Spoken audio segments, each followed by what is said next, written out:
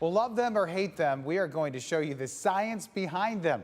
We're talking about fireworks. I guess you don't like them if they wake you up at night, right? Not necessarily, but they are beautiful. They are beautiful. I love fireworks. Some people like to keep their distance, but they are nice. Let's get you out to Imagination Station this morning. Yeah, that's where Ariel Onstad has been all morning long, giving us a colorful look at all of this, Ariel. You're also making sure that we stay safe, too.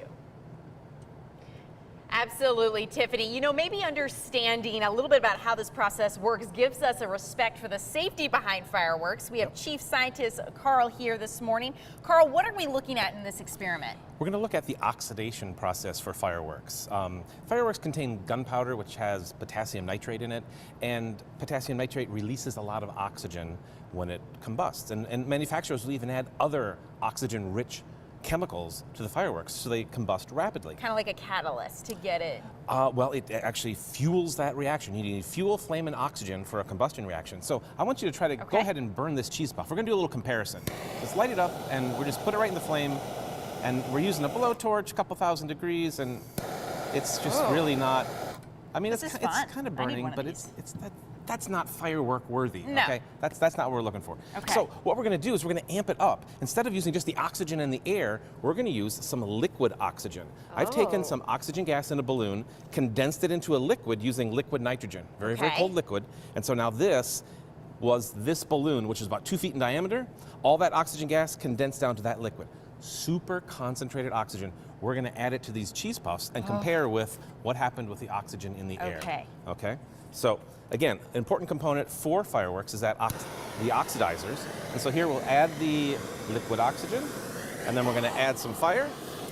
Wow. And we're going to see how differently that combusts when you have an excess of oxygen as opposed to just the 20% or so that's in the air. Such a difference. It is very dramatic. It's very, very bright.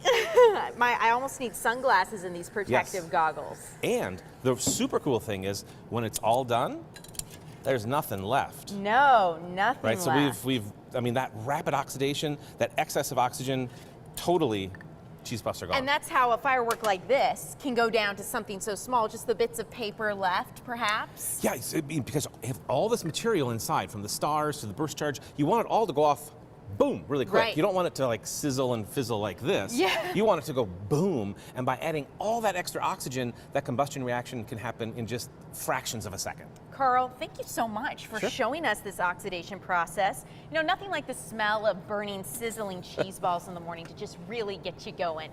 Coming up in the next little bit, we are going to be showing you more science experiments right here from Imagination Station over on Fox 36. Maybe on another explosion, showing you the brilliant colors of fireworks. Stick with us. Reporting, I'm Ariel Onstad, WTOL 11. Kind of sad to see those cheese balls just turn into nothing. Just gone. Yeah, they could have been eaten. But that was cool. Oh, well. E-cigarettes could help reduce nicotine addiction. We will explain in just 3 minutes.